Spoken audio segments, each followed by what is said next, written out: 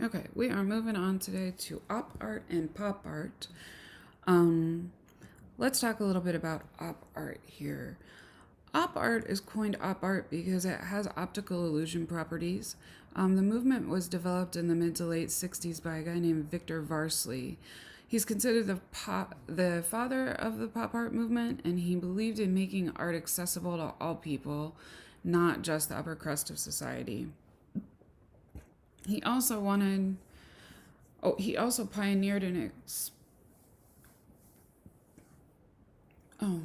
he was also a pioneer in experimenting with plastic as a medium. He is a mover and a shaker in the world of abstract geometric art.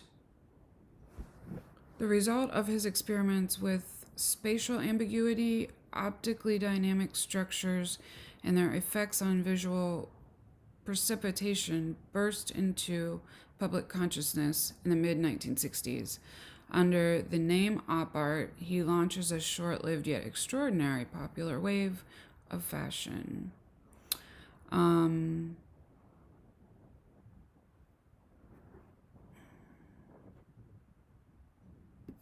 All right. So this is Victor Varsley's Op Art. The MoMA holds a show in 1965 that represents Varsley and other kinetic artists. The show was called The Persuasive Eye, and works tend to have a motion to them. It's an optical illusion. It was inspired by scientific literature at the time, and he used a technique that started with an image and then reversed the plane to create an optical illusion. He was inspired by the cosmos. A lot of his works are titled for constellations. So this one, Nora Dell, is titled for a constellation. In 1955, he develops a series titled The Yellow Manifesto, where he examines the use of repeated shape. He creates a sense of angulation to them that would produce shapes, and then he would inverse the shapes so that it appeared to have the shape double back on itself. He also explored the idea of duplication versus original by the use of the repeated shape, not distinguishing between the original and the duplicated copy. Thus, he poses the question to the viewer, how do we define art? Andy Warhol explores a similar idea about this time in his pop art works. There was an important Cleveland artist named Michkowski. He took cues from Varsley's art and experimented with line weight and transparency. Specifically, he experiments with line weight, transparency, and that idea of double backing on itself like Varsley did.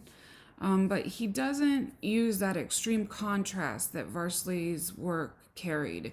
And I think that has to do with the line weight. Early in Michkowski's career, the ideas of transparency and texture were explored. You can see that here. He worked in acrylic just like Varsley. Okay, so we're going to move on to pop art. Pop art was influenced by structuralism. Structuralism was a 20th century intellectual movement that was more of a social theory than anything else. It was named by Claude Levi-Strauss, and it was the idea that behaviors, personal or public, come from some sort of underlying structure. Pop art sees images as signs with greater meaning, existing independently of any context of nature. Signs are part of nature, independent of the context that society perceives them to be. Therefore, our world is simply just a big presentation of a sign, which is a very postmodern idea.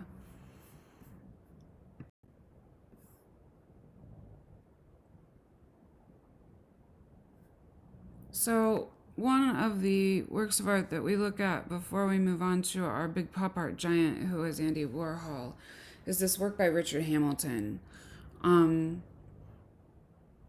and it's titled Just What Is It That Makes Today's Home So Different, So Appealing? It was done in 1956. Hamilton's English and this particular work of art was created for a catalog for an art exhibition called This Is Tomorrow in London. It was reproduced in black and white, and the piece was used for posters for the exhibit. The living space is crowded with up-to-the-minute objects of desire. The TV set, the vacuum cleaner, the tinned ham that sits next to this woman on the couch, the tape recorder, which is at the man's feet. I know that doesn't look like a tape recorder, does it? It's an old tape recorder. I think my grandpa had one of those. You would tape sound. The other thing that came from this era is the movie projector, where you had those large sound reel, like these large reels that went around and played the film. The bodybuilder's muscles, the cone-shaped coolie hat, perched on the sexy naked housewife on the sofa. In Britain, this is a post-war era. It's post-war era for us as well, but there was a sudden influx of sophisticated, streamlined consumer goods from the U.S. This particular work is a play on American consumerism. So when you look at the lady sweeping the stairs, you can see that there's this little sign that talks about the vacuum cleaner. If you look out the window, you can see images of the sophisticated high life of the theater. You see the object of desire in the romance poster on the wall, the sexy housewife. Sexism was definitely part of this culture and society. Obviously, the bodybuilder's muscles play on the idea of sexuality and the dynamic of desire between men and women. It does put the female in the role of being objectified, as well as it, to some degree, it puts men in the role of being objectified too. I think the female role is a little bit more objectified based on the numerous presence of, based on the fact that you can see at least 4 examples of how women are desired over how men are desired. There is a interesting texture play here in this work of art. So when you look at the floor, like when it was reproduced in only black and white. So having lots of texture and pattern helped to read in the black and white reproductions. So I wanted to show you an image of what this piece looked like in the reproduction phase, in that the posters that were produced for the art show This Is Tomorrow. This is a copy of that poster, and one of the things I wanted to point out to you is that without that extreme pattern going on in the rug on the floor, it would be very difficult to understand the depth of space in this work of art. It helps to define the plane in which the man and all the furniture stand on. The other thing that I find interesting is without this extreme contrast and the dark spots behind the people, you wouldn't actually be able to see the people at all. They would just blend into the background of whatever's behind them. A good example of that is in the bodybuilder's arm. It sits in front of a staircase and it blends right into it. The only way you know he has an arm is based on that negative space that is black in between his arm and his chest. That negative space, without it being there, would not allow your eye to move around the canvas as well as it does currently with that negative space there. So for this one, I think if you were analyzing this work of art in terms of formal elements, you would definitely want to point out the major line of direction and the movement that the contrast brings about.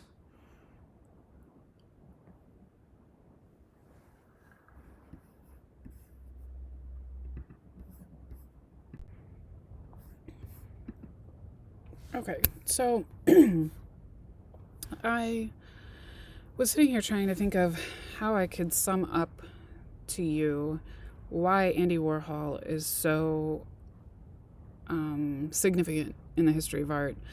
You know, he's probably one of the most significant American artists, and definitely one of the most significant American artists of the 20th century.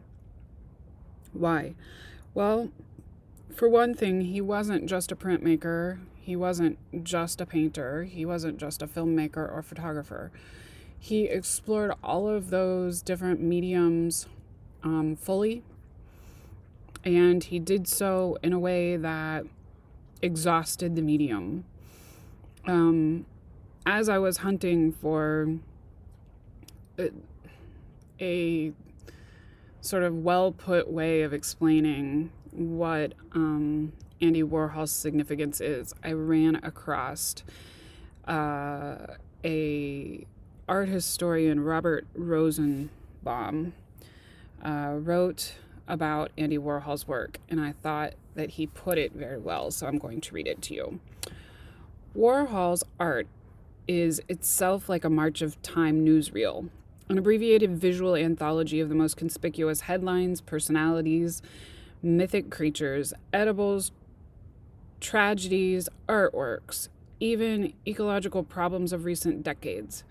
If nothing were to remain of the years from 1962 to 1987 but a Warhol retrospective, future historians and archaeologists would have a fuller time capsule to work with than that offered by any other artist of that period, with infinitely more speed and wallop than a complete run of the New York Times on microfilm, or even a 25 leather-bound years of Time magazine, for which he did several covers. Warhol's work provides an instantly intelligible chronicle of what mattered the most to people, from the suicide of Marilyn Monroe to the ascendancy of Red China, as well as endless grist for the mills of cultural speculation about issues ranging from post-Hiroshima attitudes towards death and disaster to the accelerating threat of mechanized multiple image reproduction to our still clinging old-fashioned faith, both commercial and aesthetic, in handmade, unique originals. So that is a very famous art historian's thoughts on Andy Warhol. I've been to the Andy Warhol Museum many times, and I know a lot about Andy Warhol, and I started to think about what it is that I could tell you about Andy Warhol that would interest you. So I thought maybe we would start with a little bit of background. Andy Warhol was born in Pittsburgh. He had parents who had immigrated to the U.S. from Poland, and he was born Andrew Warhola on August 6, 1928. He eventually changed his name to Warhol and never went by Andrew. As a child, he was very into drawing. He liked to take pictures. His parents had gifted him a camera when he was about 8. And his dad knew that he was very talented, and so his dad worked really hard to pay tuition for Andy Warhol to go to art school. And so he began his career as an illustrator. Here you can see one of his early illustrations. He graduated from Carnegie Mellon University, where he studied art. And his early career as an illustrator, he explored the power of continuous line. So often he would be drawing merchandise or a person or something like that in continuous line. He had a really important show in his career come up. That show was at the Ferris Gallery in Los Angeles in 1962. There he debuts his ideas about commercialism in art through 32 images of Campbell's soup cans, all hand-painted and displayed together. This idea of the Campbell's soup cans was an idea that Warhol explored in great depth. The soup cans were soup cans that he had painted all by hand, and he explored these interesting dichotomies about art. The idea that art's only art if it's considered something that you made up and was a precious object. He sort of flipped that on his head when he decided that he was going to paint a soup can, because there's nothing flashy about a soup can. And he begs the question, is it still art if I'm painting something that somebody else has produced? He further explores this idea in his Brillo boxes. I've seen this particular work in person. It's really fascinating as to how straight the lines are, how perfectly painted the type is. It's all done by hand. And I found it interesting whenever I visited the museum that he actually would take pictures of something and send them off to be screen printed. So he would take the picture, he would send it off and have somebody make the print to transfer the image. And then he'd get it back and be able to run the image. So in this case, he actually hand painted these boxes. When he does this, he becomes the father of graphic design, because he is really begging the question, is graphic design a acceptable form of art? Before Andy Warhol, art had only been approached from a fine art lens. And so Andy says, hey, just because I paint the Brillo pad box, does that mean that it's not art?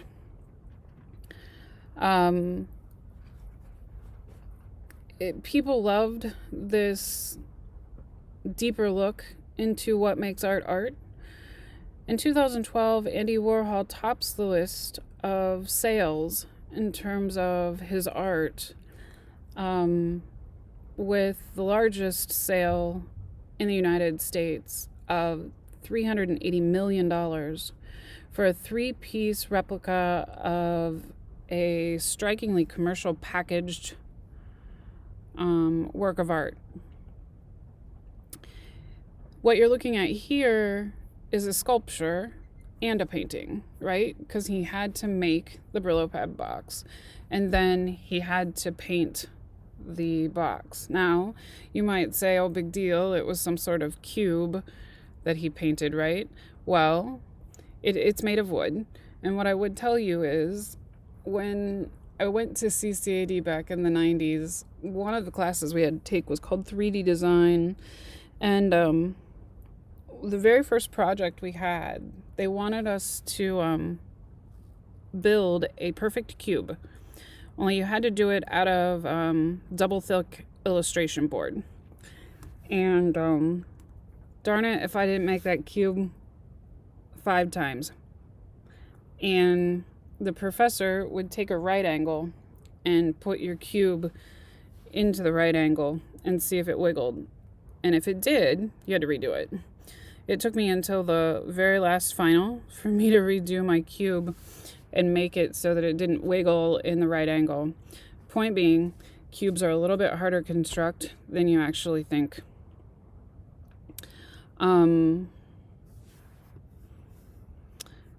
This idea of what makes art art, and if I paint it and it already exists like a Brillo pad box, does that make it art? Or is the Brillo pad box itself art as well? This question really was something that had never been posed to the artistic community. It was something that I don't know that Andy Warhol was really thinking that he was going to pose that question. He just wanted to paint the Brillo pad box and wanted to paint the Campbell's soup cans.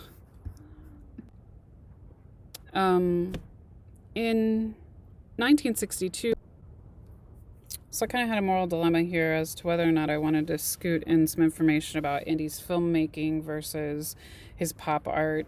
His filmmaking really isn't categorized as pop art, but I do want to talk to you a little bit about it because I think it's a really important part of our society. It's an important part of his work. It's an important part of a reflection of, I don't know, the 60s and 70s. Andy Warhol was bisexual, and his photography really helped him work out who he was attracted to. It helped him work out his ability to be attracted to somebody and have it be accepted. In his film work, he explored LGBTQ themes, including some very sexually explicit photography. He was friends with Robert Mapplethorpe. Mapplethorpe is famous for some very sexually explicit photography. But I think my point here is that Warhol was able to sort of explore the portrait of celebrities, and he always worked in portrait. In my own art, I'm drawn to portraits. I think they are telling about people. They tell us things that I don't think we see when we're necessarily talking to the person. I think the portrait somehow captures something that goes beyond our consciousness. It communicates things that are unique about each individual human. Andy Warhol began his photography as a child. As he grew older, he became, his early works were illustrations, but he never really left that photography alone. He really loved to take pictures, and he felt like he captured the spirit of the person in his photography. His early photographs were of people who he was fascinated by. He photographed drag queens. He photographed transgender people at a time where drag queens and transgender people really were underground scene. They were something that not a lot of people talked about. As he gave exposure to people in the LGBTQ world, he began photographing famous people. He photographed Prince, he photographed John Lennon, he photographed models. He loved working with supermodels, Cheryl Tiegs, Patti Smith.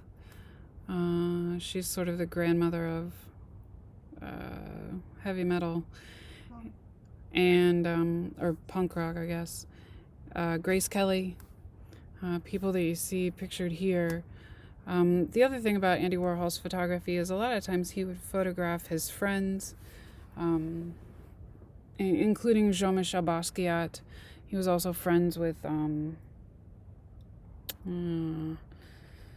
Keith Haring. He met Jean-Michel Basquiat in New York City. Basquiat had known someone that knew Andy Warhol, and so one day Jean-Michel Basquiat went to the restaurant that Warhol often patroned. And he got to meet Warhol, and they got to talking, and all of a sudden he and Basquiat were doing a show together. The show wasn't all that well received. It was really hard on Jean-Michel Basquiat, but at any rate, Andy Warhol worked until he was, I think until his late 60s. I don't know, I'll have to look that up. At any rate, interesting things you might want to know about Andy Warhol that you didn't know. He was a collector of objects. If you go to the Andy Warhol Museum, you will see that there's an entire floor of his collections. And the floor is almost completely closed up. You go into this little glass booth, and you look all around and see his collections cataloged.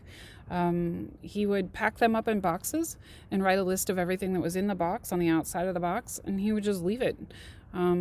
Just leave it to keep, sort of like he was creating time capsules along the way in his life.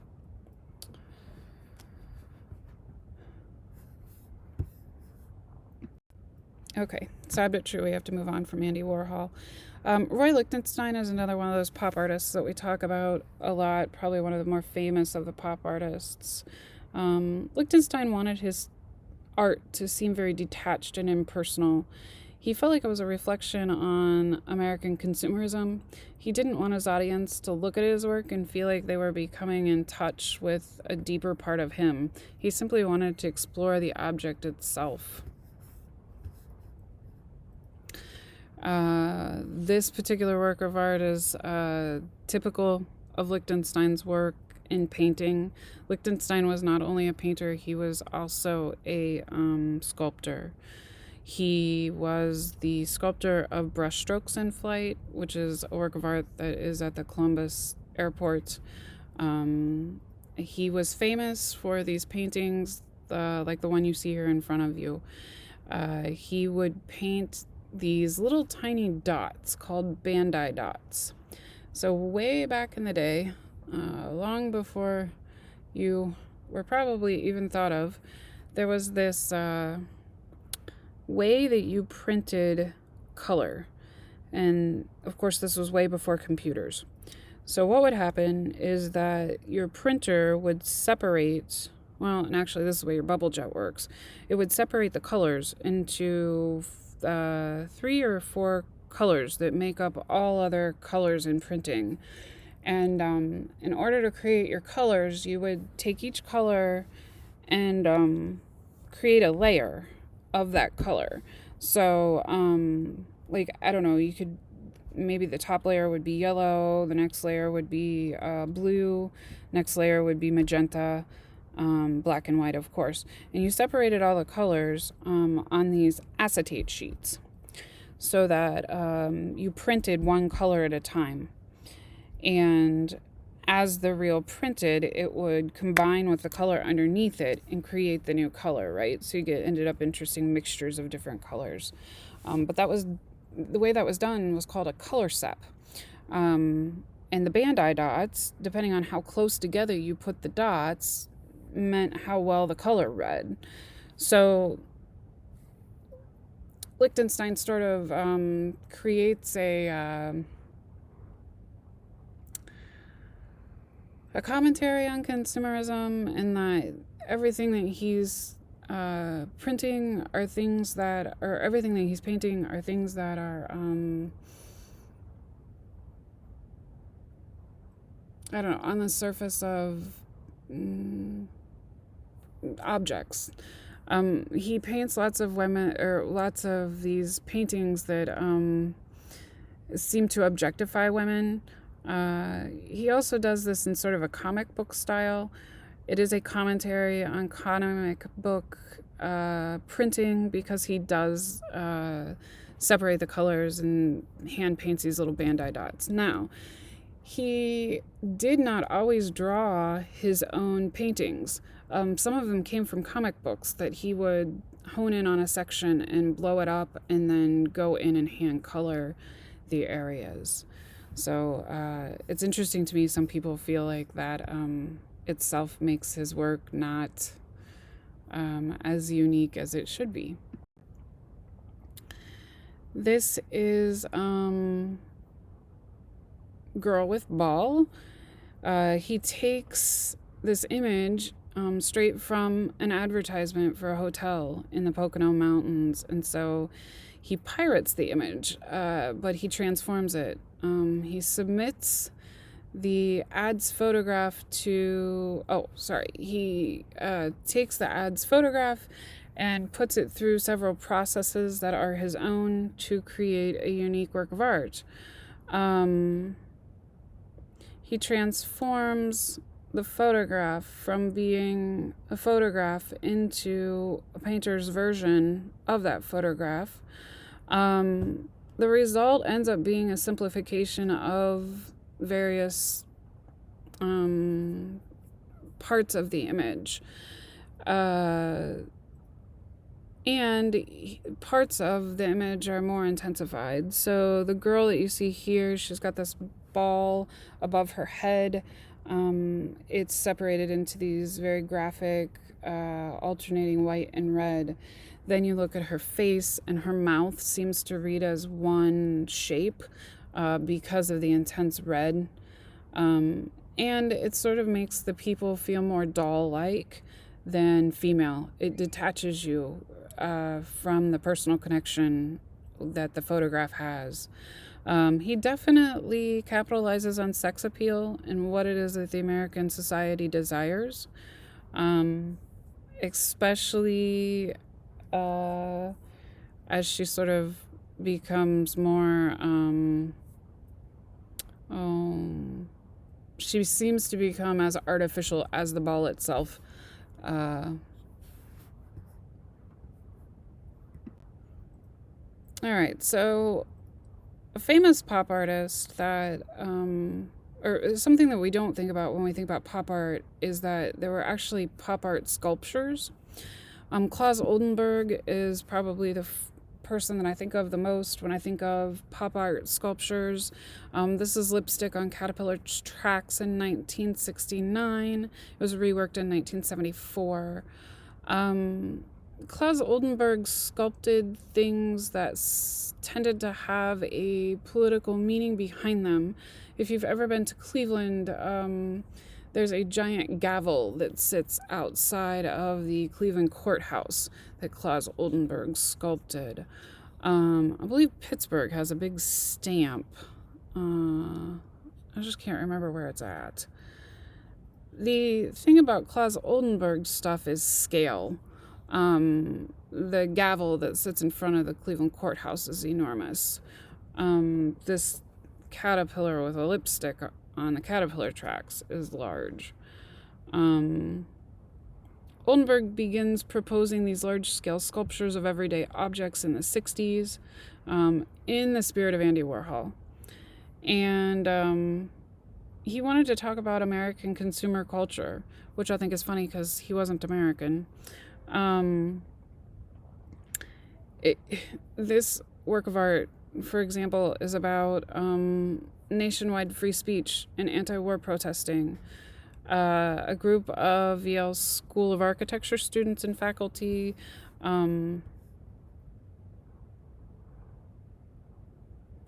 dubbed themselves the Colossal Keepsake Corporation of Connecticut and envisioned this creation.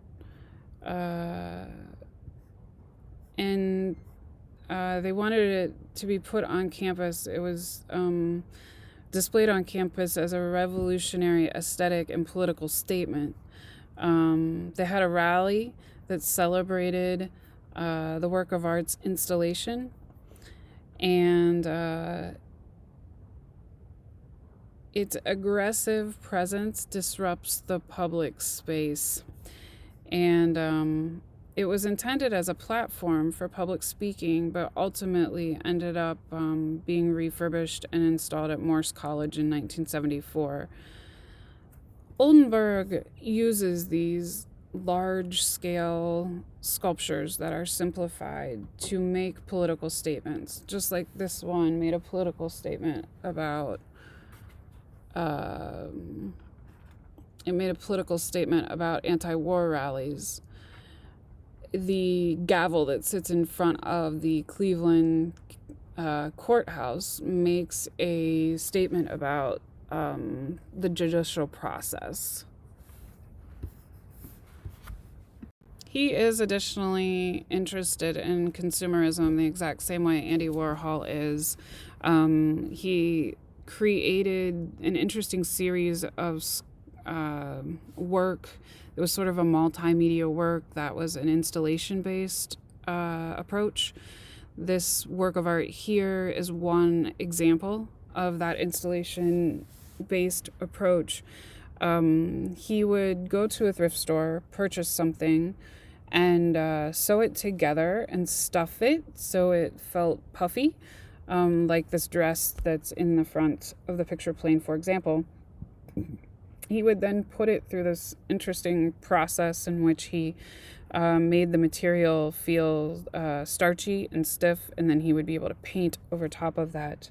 And then he would hang it up in his shop that he created through installation. His whole point was that Americans would typically buy anything.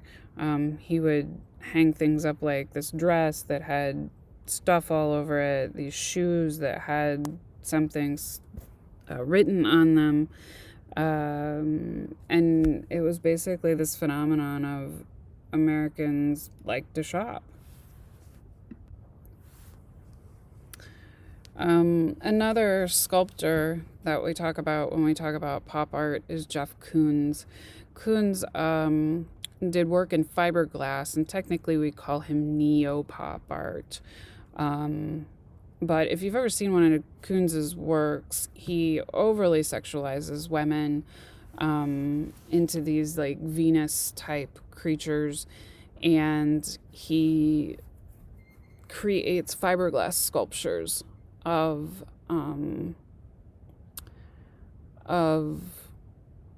his subject. Here you've got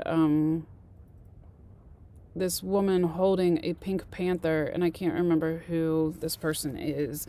She's somebody famous. His sculptures were only meant to be viewed from the front. The back was sort of a hollow space, and it was like open, and you could see the way that the fiberglass was blown into the mold that he had sculpted. Well, into the mold, and you could see the fiberglass sculpting process in his work.